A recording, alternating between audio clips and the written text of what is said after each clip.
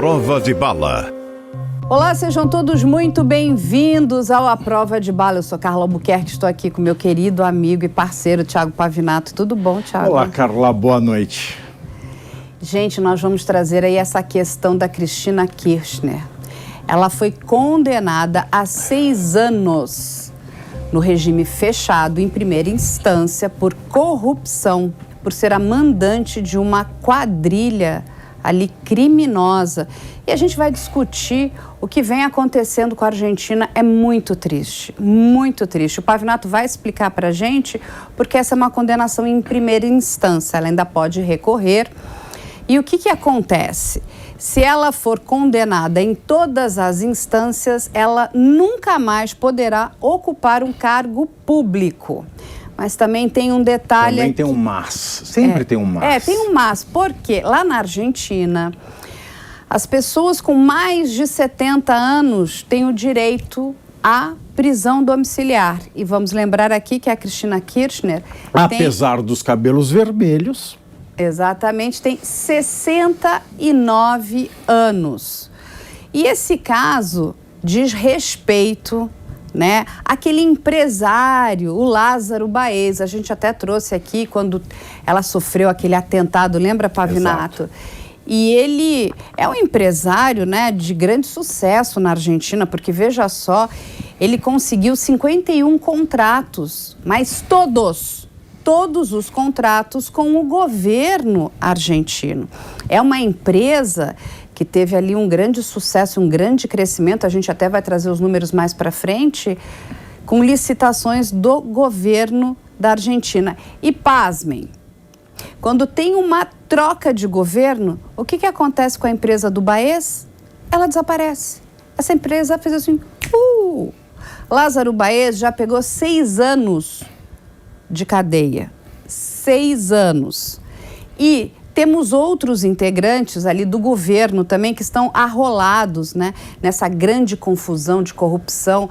E acho que é uma coisa que a gente tem que trazer aqui, acho que o Pavinato vai poder também nos ajudar, que eu acho que a gente sempre fala, né, dos homicídios, né, crimes que são crimes hediondos, mas a corrupção é o câncer, é uma doença desgraçada. Uma caneta mata mais do que uma metralhadora. Essa é a grande verdade. Mata muito mais, porque ela mata de fome, ela mata a perspectiva de vida, ela mata a dignidade, ela mata inclusive a segurança pública. Uma caneta de um corrupto mata mais que a metralhadora de um narcotraficante. É verdade. Veja, o caso da Cristina. Por que nós temos tantos mas? Ela foi condenada. O que vai acontecer agora? Nada. Por quê? Primeiro, a gente precisa pensar o direito argentino.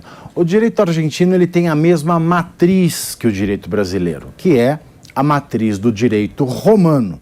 Essa de Queiroz, ele tem uma frase muito interessante num texto dele que chama Cartas Parisienses, Carla. Ele diz o seguinte: Portugal é um país condenado ao atraso porque é uma filial de Roma. E nós somos uma filial da filial de Roma. Nós somos filial de Portugal, que é filial de Roma. E o direito romano, ele é cheio dessas intrincagens de recurso, ele é cheio de instrumentos e de formalidades que podem afastar a consecução das medidas de justiça por muito tempo.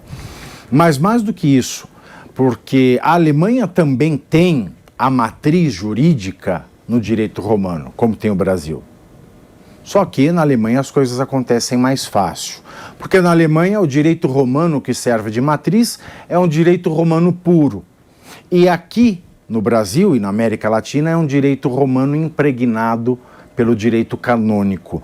É um direito romano já impregnado pelas questões sociais da Igreja Católica, que assume o comando do Império Romano a partir do século IV depois de Cristo. Mas Itália também tem, a Espanha também tem, a França também tem, Portugal também tem. Nós somos uma civilização, com exceção da Inglaterra, dos Estados Unidos e parte do Canadá, Nós somos uma civilização fundada nas bases do direito romano. Brasil tem muito do direito canônico. E a Argentina é ainda pior, porque a Argentina, além de ter a matriz nesse mesmo direito romano, que os países latinos, o Brasil notadamente, e muitos países da Europa, a Argentina ela também tem uma matriz brasileira. O Código Processual e o Código Civil argentino foram inspirados na obra do jurista brasileiro Teixeira de Freitas. Isso foi reformado em 2014, se não me falha a memória, pela própria Cristina Kirchner. Então nós temos um sistema jurídico que já é protetivo, complicado e formal por demais, porque é uma herança de Roma. Na Argentina nós temos a complicação adicional, que é esta herança romana, complicada pelo catolicismo fanático de Teixeira de Freitas, e ainda uma reforma de direitos civis feita pela própria Cristina Kirchner, que mudou muito dos dispositivos jurídicos de lá.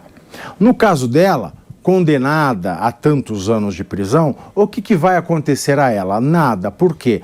Porque ela é vice-presidente da Argentina. Ela é vice do Fernandes.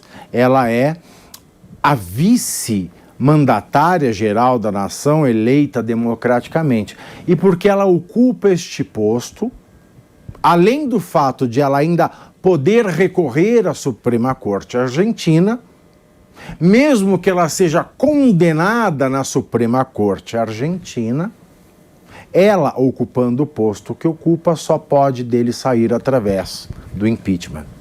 E ela também, Pavinato, ela é presidente do Senado, porque é a posição que a vice ou o vice ocupam na Argentina, também ganham esse direito. Agora, vale lembrar que, de acordo com as acusações, né, do processo, foi desviado mais de $1 bilhão dos cofres argentinos. E ela tem direito à imunidade política, exatamente, porque ela, né, ocupa esse cargo aí de vice-presidente. E eu venho pensando muito essa questão dessa imunidade, que também a gente tem aqui no nosso país, no Brasil, né? E eu, particularmente, como cidadã, acho isso uma excrescência, porque nós, comuns, se cometermos crimes, não temos imunidade. Teremos que enfrentar as leis, teremos que enfrentar a justiça. Agora, um político comete crimes, desvia dinheiro, faz o que quer e está ali, tranquilamente, né, protegido pelo manto dessa imunidade. Essa é uma ideia bonita. É isso que eu vou te falar. Essa é uma ideia bonita, na verdade. Uma pergunta, mas como é que nós, sociedade, nos protegemos disso? Uma sociedade democrática, para que ela funcione democraticamente e para que nós gozemos dos direitos fundamentais que uma sociedade democrática oferece aos cidadãos, ela requer do cidadão compreensão da sua responsabilidade dentro da democracia. Uma vez que o Brasil, pior ainda que a Argentina, que tem um índice de alfabetização e cultura muito maiores do que aqui, nós não temos a mínima ideia do que diz a nossa Constituição, nós não temos a mínima ideia do que é a responsabilidade para o exercício da liberdade livre, nós não temos um preparo em matemática, estatística, língua portuguesa, para que nós possamos desviar de fake news. Culturalmente, a sociedade platina da Argentina é muito mais evoluída que aqui, mesmo assim eles elegeram a Cristina Kirchner. Mas o fato é que uma democracia só funciona porque ela deposita no cidadão de uma democracia a responsabilidade pelos seus atos livres. Este é um primeiro ponto. Quando nós temos uma democracia de cima para baixo, ou seja, quando nós temos uma democracia que vem da classe política dominante, coloca na Constituição que isto é uma democracia, mas nós não temos este colchão, este estofo Esta ideia de que, para eu ser um cidadão livre e democrático, eu primeiro tenho que ser responsável, a democracia ela já nasce prejudicada, para não dizer que ela já nasce com um insucesso marcado a ferro em brasa. Portanto, quando a democracia ela vem de cima para baixo e o grande ator da democracia, que é o cidadão, nem é o representante eleito, é o cidadão. Ele não faz a mínima ideia dos seus deveres democráticos, dos seus direitos que decorrem dessa democracia.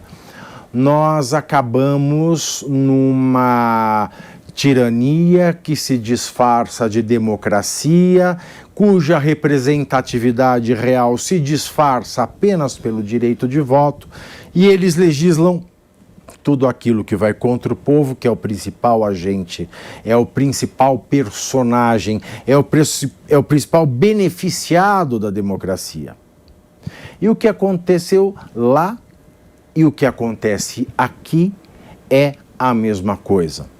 Nós temos um imaginário de donos do poder, de aristocratas, de coronéis, de pessoas endinheiradas que podem pagar para autoridades que, ao invés de servirem o povo, servem aos interesses de quem paga mais. Mas esse é o primeiro ponto. Depois nós temos congressos que são representantes diretos de um povo que são incapazes de cumprir os seus papéis porque eles estão preocupados apenas com o dinheiro, porque o dinheiro é a pré-condição para que eles sejam também donos do poder. Então, para usar uma expressão do Dimenstein, nós temos democracias de papel na América do Sul. Nós temos cidadãos de papel na América do Sul. Nós temos leis para inglês ver, e essa expressão nasce no Brasil, quando a Inglaterra diz que não vai mais praticar comércio com países que praticam tráfico negreiro ou que recebem escravos através do sistema de tráfico negreiro, o Brasil edita uma lei proibindo o tráfico negreiro, mas continua recebendo escravos através do tráfico negreiro, e daí nasce a expressão para inglês ver. Então nós temos uma democracia de papel, tanto no Brasil quanto na Argentina. E nós confundimos erroneamente democracia com voto. O voto universal, o voto livre, é sim um elemento essencial da democracia, mas não o único. E nós temos a péssima mania de acreditarmos que o voto nos faz democráticos, que o direito universal e secreto a um voto faz de um país democrático, mas esse é apenas um entre tantos outros elementos, porque a população não tem responsabilidade. E quando isso acontece, esse desvirtuamento todo, as leis que são aprovadas, elas somente servem para coagir a nós, cidadãos comuns. Eu tenho um estatuto de proteção a idoso, um estatuto de proteção a criança e ao adolescente, eu tenho um estatuto que protege os mais vulneráveis, o consumidor, mas isso é tudo para inglês ver, tanto no Brasil quanto na Argentina, porque quem pode consegue se safar, mas o cidadão comum, que é o personagem central de uma democracia séria, ele tem aquela legislação que é usada contra ele para coagi-lo, mas as suas benesses servem apenas àqueles que detêm o poder político ou financeiro. E aí é importante, né, porque a gente está falando aqui da condenação da Cristina, agora em 2022. Mas a gente precisa voltar um pouquinho para trás, para relembrar as pessoas, porque as pessoas esquecem. Mas uma das pessoas envolvidas e acusada nesse processo se chama José Lopes. Ele é um ex-secretário da Cristina Kirchner. Gente, em 2016, nós estamos falando 2016, há 8 anos atrás, este homem foi pego jogando 160 sacos por um muro de um convento. Sacos com? Dinheiro. Com 8,6 milhões de dólares. 8,6 milhões de dólares. E aí, o que acontece? Um vizinho que vê aquela movimentação chama a polícia, que chega até o local e encontra aquela quantidade de dinheiro em sacos sendo arremessado por esse ex-secretário em um convento, em um monastério. E eu vou ler o nome aqui do monastério. Se chama Monastério das Monjas Orantes e Penitentes de Nossa Senhora de Fátima. Ou seja, olha só. E vamos deixar claro que esse homem já foi condenado também a 6 anos de prisão no sistema fechado lá na Argentina. Esse dinheiro veio da onde? Como é que ele está jogando sacos e sacos de dinheiro?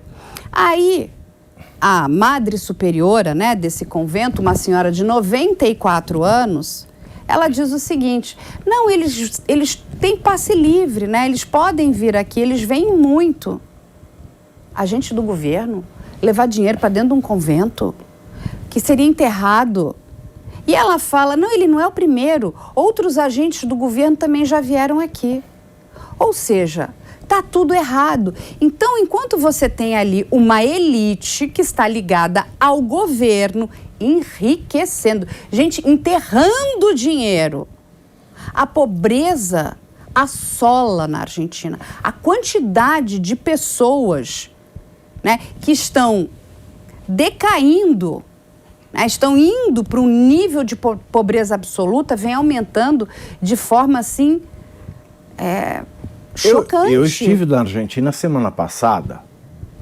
Eu nunca vi tantos ambulantes, tanto número de assaltos, tanto número de seguranças nos locais de maior poder aquisitivo quanto eu vi agora. Nunca vi tantos cambistas ilegais na Argentina como eu vi agora. A Argentina, ela está num estado absolutamente deplorável. E o mais cruel é que essas pessoas, elas estão nas piores fases das suas vidas debaixo de um governo que se diz popular. Debaixo de um governo que se diz mais preocupado com os pobres. Não é à toa, Carla, que o capitalismo, quando ele começa a ganhar maior fôlego na civilização ocidental, o capitalismo, quando ele impregna o ar dos tempos para que ocorra a Revolução Industrial, esse capitalismo explorava a mão de obra feminina, infantil, e produzia.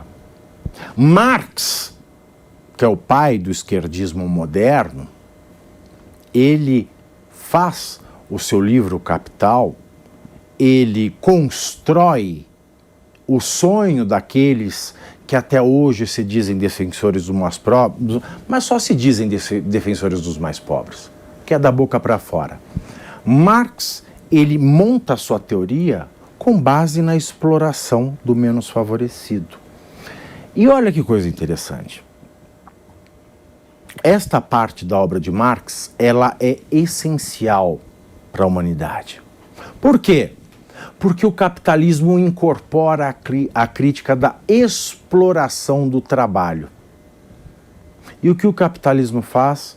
O capitalismo se adequa e passa a oferecer condições dignas aos seus empregados. Mas, ao mesmo tempo, e esta é a ironia mais macabra de tudo isso, é que os países capitalistas continuaram capitalistas incorporando as críticas de Marx. Mas os países que não eram capitalistas e que adotaram o comunismo ou qualquer forma monstruosa de socialismo, exploram o seu povo da maneira dos capitalistas da Revolução Industrial, ignorando as críticas do marxismo. Ou seja, o marxismo veio, melhorou o capitalismo e criou um comunismo que comete todos os pecados que Marx apontava. E você sabe, eu estive, né, conversando com um grande amigo meu que é argentino. Ele mora hoje no Brasil, mas ele vai muito à Argentina porque a família dele continua lá na Argentina. E ele me fez a seguinte pergunta, ele falou, Carla, você sabe o que a Argentina mais tem produzido ultimamente?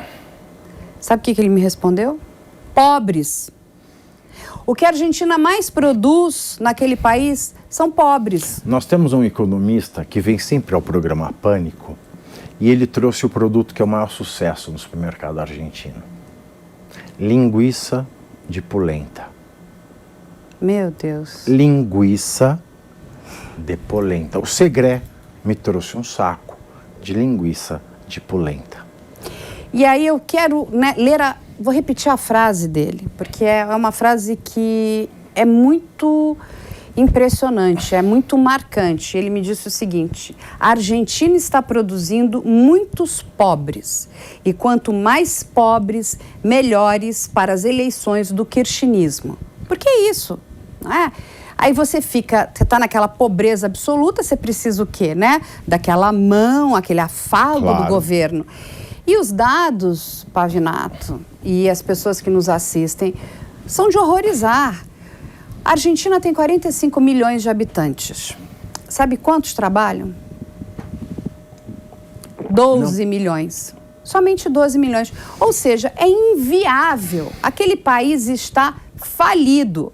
Uma parte disso são crianças, uma outra parte são aposentados, que agora passam a precisar... A ser um fardo para aqueles poucos que trabalham. E o restante vive de auxílio social. É o que está acontecendo com o Brasil. Esmola. É o que está acontecendo com o Brasil. Eu sempre costumo dizer, além desta crítica de que o marxismo, o livro de Marx, o pensamento foi importante para que o capitalismo se humanizasse, ao mesmo tempo que manteve o comunismo em vantagem ao capitalismo, porque ele criticou o capitalismo se adequa, mas o comunismo não. Veja a China.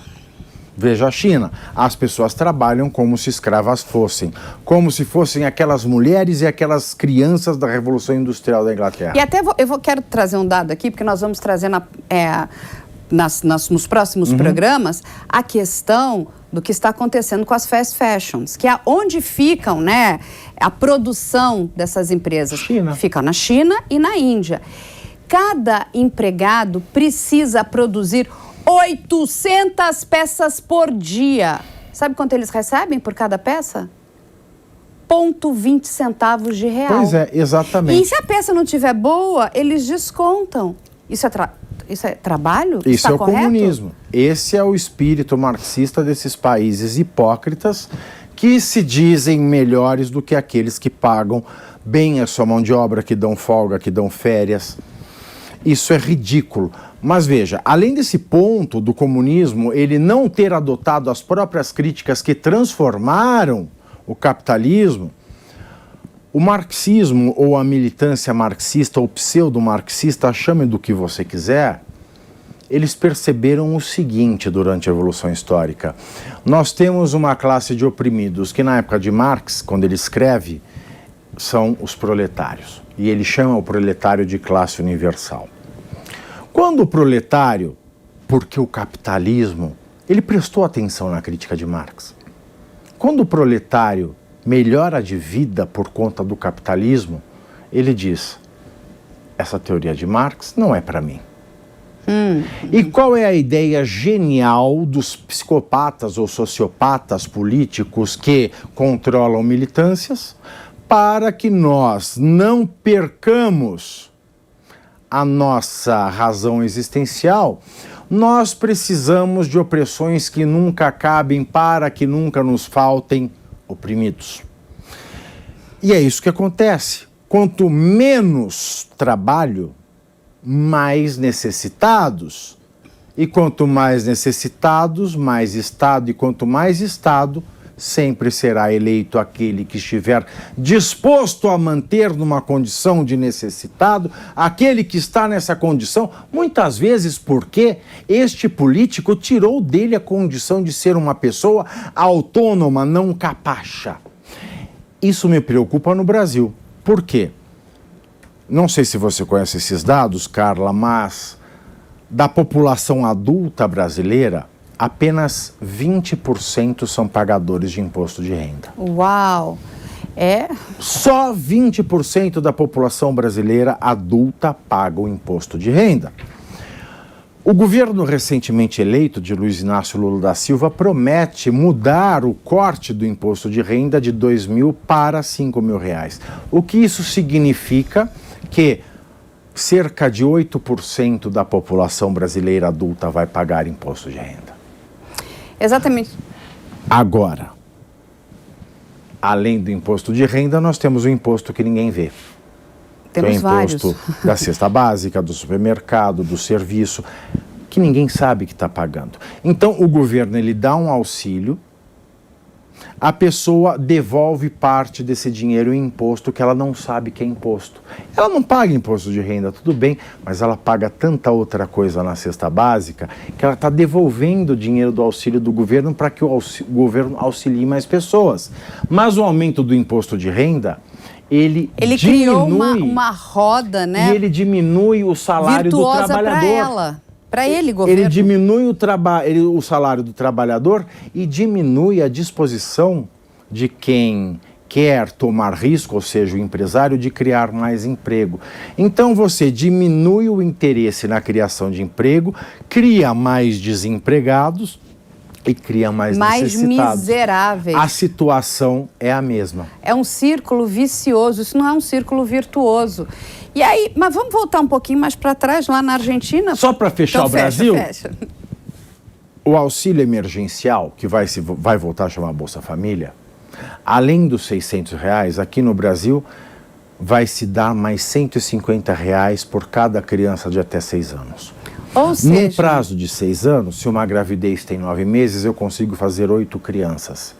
Uma família consegue ter uma renda de R$2.100, que é o dobro do salário mínimo, se ela só fizer filho, mas esse filho não vai ter escola boa, não vai ter merenda, não vai ter perspectiva de vida. Ou seja, nós estamos em uma diabólica curva crescente da estatística de aumento de pobres e miseráveis que vão estar dependendo do governo e vão ser vítimas e vão ser reféns desses tipos de governo que dizem: não se preocupe, eu proverei. E aí, mas vamos voltar um pouquinho lá para 2016, porque, na verdade, né, esse processo todo que estava, né, em andamento, ele não envolvia só a Cristina, né, e os seus chefes ali de governo, os ministros, ex-secretários, envolvia os filhos da Cristina.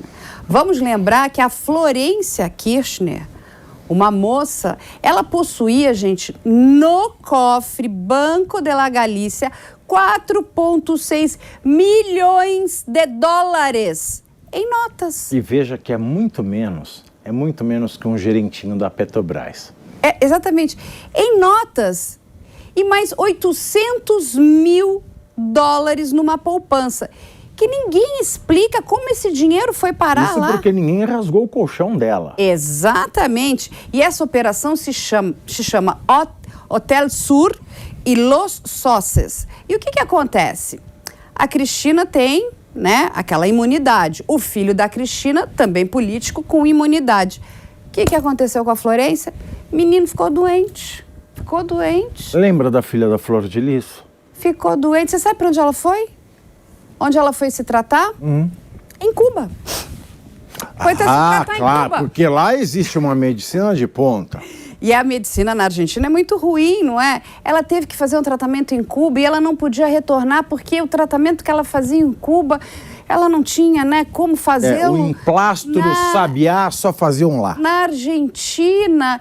E aí, o que acontece em 2019? Inclusive, a Cristina ganhou, né, o direito de visitar a filha lá em Cuba, porque a mãe da Cristina estava morrendo. Enfim, gente, olha a história idiota que contam para aquele povo, porque é uma história idiota. Essa moça é o quê? Ela vive de quê? É muito bom. É a melhor parte. Ela é roteirista, Pavinato. Roteirista do quê? Roteirista e ela também é diretora, tá, gente? Ela sim. Eu fui procurar, né? Porque com todo esse dinheiro, ela fez o quê? Titanic? Não sei. Ela deve ter feito Avatar, né? Aí você vai procurar, tem um um banco de dados que se chama IMDb, aonde todas as informações, né, do mundo inteiro, né, e de qualquer tipo de obra está nesse banco de dados. Então você vai lá e você procura, né? E eu fui lá procurar no IMDb as informações da Florência Kirchner, né? E encontrei a Florência. Mas, para o meu espanto, vamos, né? Porque olha o que ela tem, 4,6 milhões guardados no banco que nunca foram declarados. Então, se ela ganhou aquilo de forma lícita, ela deveria declarar e pagar o imposto. Ela fez... Não foi de um admirador secreto, não? Pode ser, mas ela fez, gente, olha, um episódio, umzinho, tá? Do CQC. O CQC que era da Band? Não, na época, antes de entrar na Band, ele veio da Argentina. Entendi. Exatamente. Era de uma produtora que na época se chamava Quatro Cabeças. Ela deve ter prestado serviço, deve ter ganhado uma bolada, porque imagina, deve ter sido um dos melhores. E a mãe era presidente. Exatamente. E aí ela fez um outro documentário, mas que ela resolveu não exibir. A história da vida do pai dela, o Nestor. Bacana. Então, essa é a história da grande roteirista e diretora Florência Kirchner. E ela hoje voltou para a Argentina, porque, lógico, ela fez um tratamento sensacional em Cuba, um tratamento muito bom. Passiflor. É isso, não sei. Deve ter... A gente tem que rir, né? Mas o tratamento, olha, ela tá zeradíssima, ela voltou para Cuba, porque, inclusive, foi ali, né? Calhou. O processo foi arquivado, né? Eles não chegaram nem a ir a julgamento por esse processo do Hotel Sur Los Sócios, que são os hotéis da Cristina Kirchner. Também a gente vai chegar lá, porque tem informações sempre maravilhosas, né? Só que o que aconteceu, Pavinato? Ela voltou, porque ela ficou boa. O processo vai ser reaberto. E ela não tem imunidade. O que vai acontecer? Ela vai ficar doente de novo. Vai de novo para Cuba? Vai. Deve ser, né? O fungo no dedo do pé? Não, para Cuba, quando você é filho da Cristina, amigo do Lula, filho do Zé Dirceu, é ótimo ir para Cuba. Todo lugar que escraviza o povo é paradisíaco para um ditador. Isso não é sacrifício nenhum. E você sabe que a Cristina possui alguns hotéis, né? E ela tem um hotel que fica ali em El Calafate. Esse hotel nem tem tantos quartos, mas esse é um dos hotéis, assim, que deve, assim, bombar, né? Tipo, assim, deve botar o Ritz no chinelo, que se chama Los Sauces, que fica ali. E ela é onde ela diz que é a grande fonte, né, do dinheiro dela. Ou seja, ela ganhou muito dinheiro na advocacia e ganhou muito dinheiro com esse hotel. E a gente vai passar aqui a porcentagem do enriquecimento da Cristina Kirchner. Mas tem um dado que é muito interessante, né?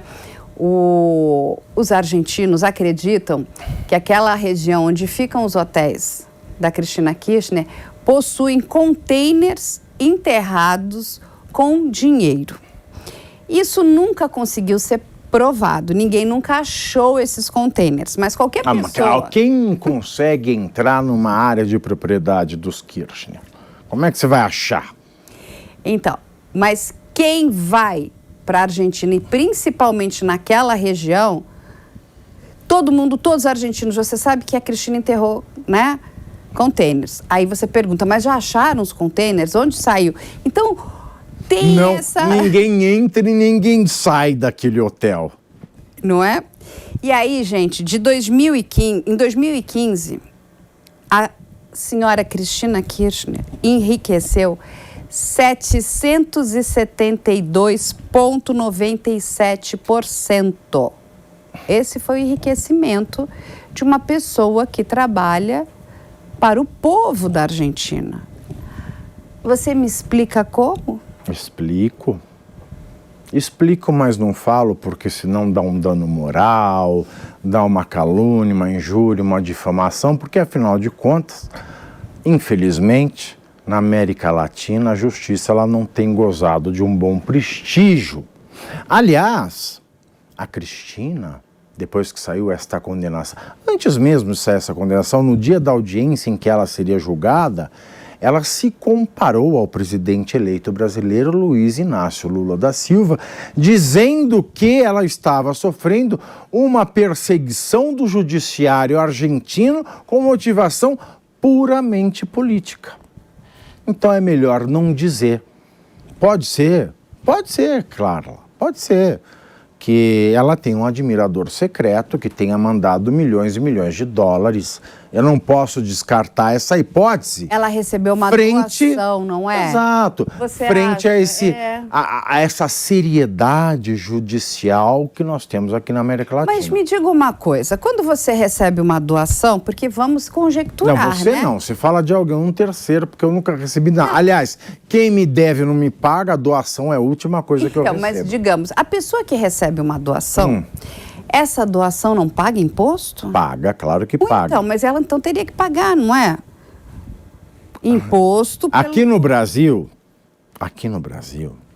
quem paga é quem doa. Ah, quem recebe não paga nada? Ah, entendi. Então deve ser assim na Argentina também, eu acredito, né? Porque a gente tem que levar para esse lado. E aí, gente, em 2020, o enriquecimento... Ou você achou na calçada. Ela estava andando ali na Avenida de Maio, ela estava ali andando na Avenida de Maio. Paru. Ah, uma bolsa. Ah, 80 milhões de dólares. É de alguém? É de alguém? Ninguém respondeu, ela levou para casa. Não, ela estava passando em volta ali do convento, alguém estava jogando dinheiro, sacos de dinheiro, né? É praticamente... Né? Quem quer dinheiro? Exato. Jogaram para Cristina. Ela palitou o dente com um obelisco ali de Buenos Aires e ela achou uma nota que valia 800 mil dólares ou 80 milhões de dólares. E aí, em 2020, a fortuna da Cristina Kirchner cresceu 68%.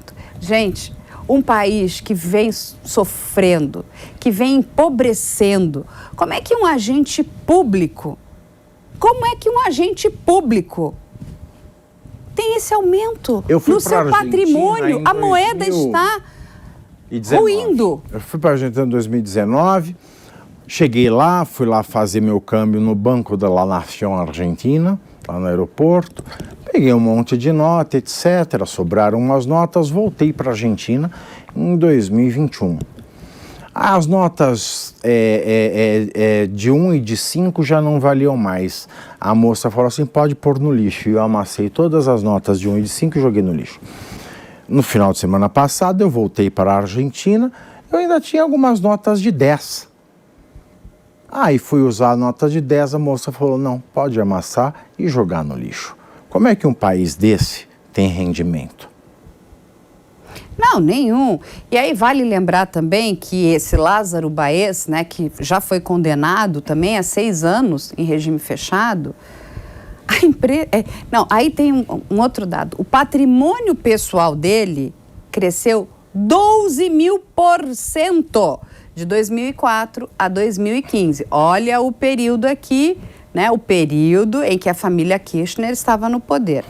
Agora, pasme, a empresa dele cresceu 46.000% durante os 3 governos Kirchner.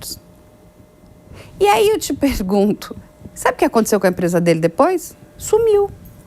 E pode sumir assim? Ele some. Se aposentou, né? Ele estava cansado, coitado.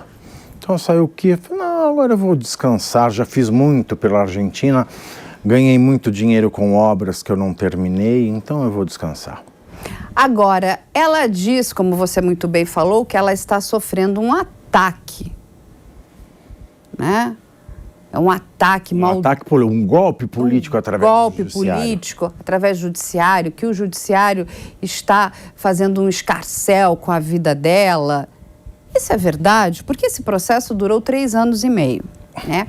Foi rápido. Foi rápido. Então, e vamos lembrar que é um processo em primeira instância. Eu não sei quantas instâncias... É uma instância superior, porque ela já era senadora.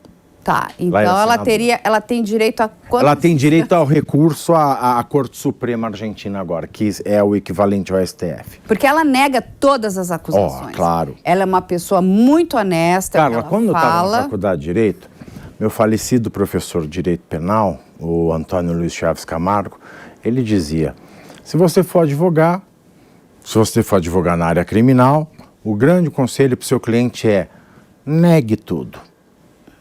Então, ela negou tudo, principalmente porque ela disse que todas essas obras eram importantíssimas para a Argentina. E vamos deixar claro aqui que muitas obras ficaram superfaturadas, umas outras tantas não foram terminadas. O próprio povo da Argentina pergunta, mas para que essas obras, entendeu? Que leva de ponto A para ponto B, que não vai ajudar em absolutamente aquela população. Mas ela, né, como uma ótima presidente, né, ela falou, não precisamos, vamos melhorar a infraestrutura, né, Melhorou a infraestrutura de quem? Não foi do povo da Argentina. Porque aquele povo, e quando você viaja principalmente para aquela região, aonde essas obras foram feitas, e eu viajei também há muito pouco tempo atrás, gente, as rodovias têm buracos assim homéricos. Quando tem rodovia. Exatamente, ou seja, que obras são essas? Qual é a supervisão dessas obras? E é uma coisa que eu queria te fazer uma pergunta. E quando tem supervisão de algum membro do Ministério Público argentino, esse membro se suicida. Exatamente. E aí o que acontece? Essas relações são muito contaminadas, né? Essas empresas que única e exclusivamente vivem de obras do governo. Isso não lhe parece estranho? A empresa não existia, aí o governo entrou, a empresa que não era nada passa a se tornar assim... Tudo. É a Hollywood da infraestrutura na Argentina. Aí o governo sai, aquela empresa não existe.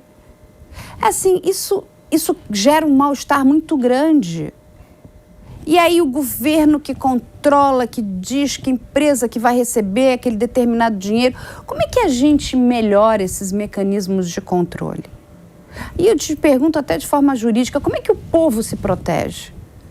Existe alguma maneira? Eu sei que a questão é da mais eleição... difícil. O povo precisa pensar. Ninguém está disposto a pensar, Carla. Se a gente para pensar, a gente não elege esse tipo de gente. Mas pensar dá trabalho. Pensar requer responsabilidade. E pensar, a gente só aprende o valor do pensamento quando a gente tem uma boa escolarização. Contudo, aqui no Brasil principalmente, e isso que me espanta na Argentina, porque o povo argentino costuma ser muito mais culto que o brasileiro. Pensar é a grande arma, é o primeiro passo para que nós não caiamos nessas verdadeiras armadilhas de Satanás que a política desses tipos de caudilho nos impõe. Mas eu não sei o que acontece que nessa nossa era de sociedade em redes de indignação e ódio através da internet, nós parecemos que abdicamos ao dom divino que nos faz, mais do que criaturas, filhos de Deus, que é pensar, nós abdicamos da nossa divindade, nós abdicamos do dom de pensar, e quando nós abdicamos do dom de pensar, o próximo passo é nós abdicamos da nossa liberdade e da nossa dignidade. Agora, eu vou te fazer uma outra pergunta também, que ficou uma dúvida muito grande, né? Porque ela foi condenada por corrupção, mas ela foi absolvida de associação ilícita. Às vezes falta prova. Às vezes falta prova suficiente. Pode ser que pelo desenho lógico da narração das coisas e por uma condenação, a outra decorra daquela.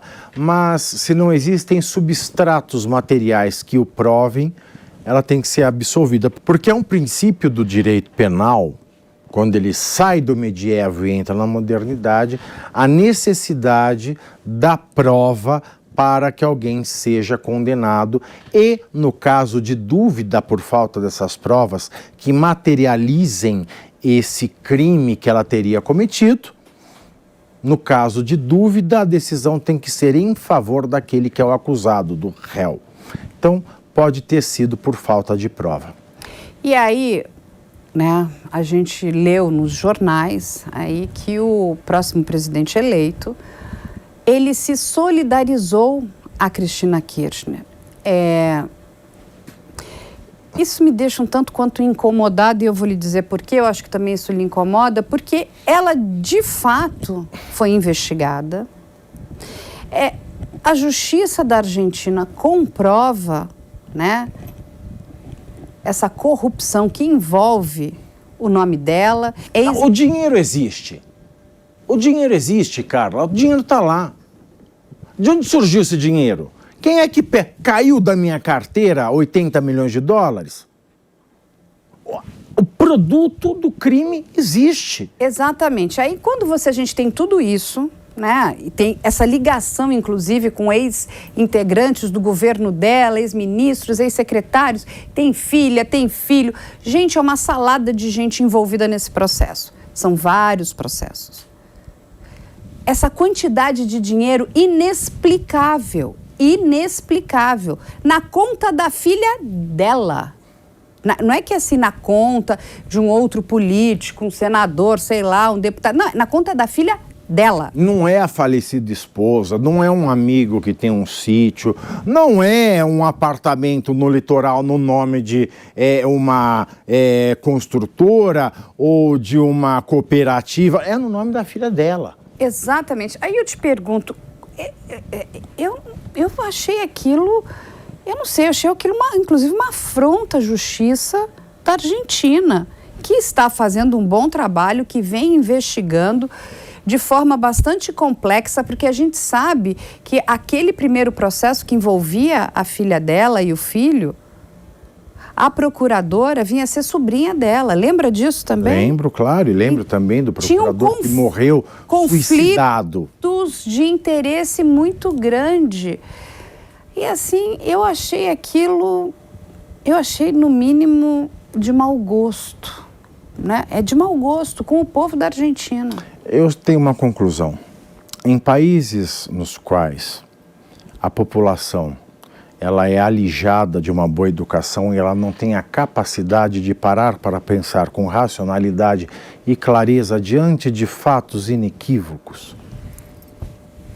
Quando, num país com uma população como essa, nós trazemos conceitos sofisticados de nações nas quais a população tem enraizado na sua cultura a responsabilidade para o exercício das liberdades democráticas, quando esses institutos dessas nações, de povos capazes de serem democráticos, caem em países miseráveis como os nossos, essas instituições, por mais belas, justas, civilizatórias, divinas que sejam, por conta desta pré-condição de irresponsabilidade e relegamento, da falta do parar para pensar desses povos, essas instituições, por melhores que sejam lá, elas são mortais aqui. Eu costumo dizer que é o motor de um Rolls Royce colocado num Opala dos anos de 1970. O motor é ótimo, mas a lataria ela vai fundir ou pegar fogo por conta desse maravilhoso motor. E aí, gente, só para passar as informações, né, do que aconteceu com algumas das pessoas envolvidas. Então, aí temos a Cristina Kirchner, com 6 anos, né, de detenção. Temos o Lázaro Baez, também com 6 anos. O José Lopes, aquele dos sacos no convento, também com 6 anos. O Nelson Pierotti, também do governo, 6 anos. Entre outras pessoas. Eu acho a pena muito baixa por um crime tão abjeto. E mesmo que seja uma pena que for cumprida 100%, só o fato de nós sabermos que a Cristina, por conta da situação política dela, não vai cumprir nenhum dia. Exatamente, porque né, ela vai fazer 70 anos ano que vem, e aí ela tem o direito de prisão domiciliar. E essa é a lei na Argentina, ou seja... E que domicílio, hein? E não que mansão, e que domicílio. Porque ela tem vários imóveis, 26 imóveis, né? Na última contagem, fora os hotéis, né? Ela vive com bastante luxo, mas vamos lembrar que ela ganhou tudo isso com o escritório de advocacia Exato. dela. Olha, que é o escritório que bomba na Argentina, não é igual isso? o José Dirceu, que ganhou dinheiro com um monte de consultoria. E aí eu vou te fazer uma pergunta, meu querido amigo. O que você acha que vai acontecer com a Argentina? O que já está acontecendo. Nada vai acontecer. E esse país que foi a Paris dos trópicos e que no século XIX havia um ditado, ele é rico como um argentino, vai continuar a sua degradação por conta do atraso ideológico e da condenação à pobreza intelectual dos povos que tem acontecido aqui na América Latina. Exatamente, porque quando a gente para pensar na Argentina, né, e nós viajamos muito para lá, nós temos muitos amigos na Argentina, me dá uma tristeza muito grande, porque era um povo, né, e eu chegava na Argentina e falei, gente, olha a educação, né, que os argentinos recebem, né, uma educação de altíssimo nível, mas nesses últimos anos, o empobrecimento, quando você sai ali do aeroporto, tanto o aeroporto que fica ali na região de Buenos Aires, né, mais perto, como o aeroporto que está mais distante, ali de Buenos Aires, você vai caminhando e chegando perto, é uma visão muito triste. Carla, as pessoas pedindo comida, favela. Quem está preocupado de o que ter que levar da mão à boca, para de se preocupar com o que vai ler. É a triste realidade. Se você está preocupado com o que vai comer, você não está preocupado em ter um estudo, em ter um conhecimento técnico. Eu concordo isso com você, principalmente quando a gente está falando dessa camada de pessoas mais necessitadas. Mas a gente ainda encontra lá na Argentina, e a gente viu isso quando a Cristina sofreu aquele atentado, as pessoas tatuam o rosto dela. Ela é idolatrada por algumas pessoas, é uma coisa meio doentia. Eu tenho muita dificuldade de entender essa doença. Em que ponto essas pessoas se cegaram? E elas não enxergam isso? Em nenhum momento a pessoa tem uma curiosidade de falar assim, tudo bem, me explica de onde veio o dinheiro que está na conta da sua filha. Porque não dá. Meu amigo, não dá para fazer um episódio de CQC e um documentário sobre a vida do pai dela ter esse dinheiro todo. A gente rala aqui e a gente sabe o quanto a gente precisa ralar. O que acontece na cabeça dessas pessoas? Eu não sei. A narrativa... É algum transtorno? A narrativa é um veneno na cabeça de quem não tem o filtro ético e a capacidade de montar uma equação de segundo grau na cabeça. É por isso que na Noruega e na Finlândia e na Holanda, se eu não me engano, a matemática ela tem sido usada para o combate à fake news. Porque é a falta de capacidade de montar equações que nos faz vítimas dessas narrativas. É verdade. Bom, gente, a gente vai encerrando por aqui. Eu de verdade espero que a condenação, né, dessa senhora continue aí nas outras instâncias, apesar de sabermos que ela jamais irá para uma penitenciária. Eu não sei o que vai acontecer com a filha dela, se vão reabrir aquele outro processo, se ela vai ficar doente novamente, vai precisar, né, fazer o tratamento em Cuba, como aconteceu da outra vez. Mas a gente precisa aguardar e vamos acompanhar. E a grande triste verdade é que ainda vale a letra do tango de Carlos Gardel: El mundo foi será uma porcaria, yo lo sé. Em 510 e em 2000 também. O mundo foi será uma porcaria, eu sei, em 510 ou em 2000. Pois resulta que é o mesmo ser direito que traidor. É o mesmo ser direito do que traidor, enganador. Sabe o Carlos Gardel. Tá vendo como não amar aqui o nosso amigo Pavinato, que ainda recita aqui em espanhol aqui pra gente.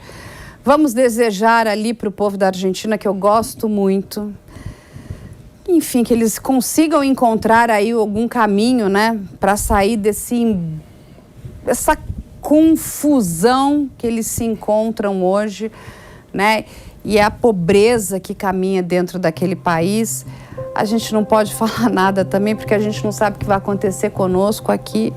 A gente só pode, não sei, pedir uma proteção divina, alguma coisa parecida, porque é muito complicado essa questão de governos populistas. É muito complicado. Maldita Eva. É isso, meu amigo. Então, nós terminamos aqui o A Prova de Bala dessa semana e a gente aguarda você na próxima semana com mais um assunto, A Prova de Bala.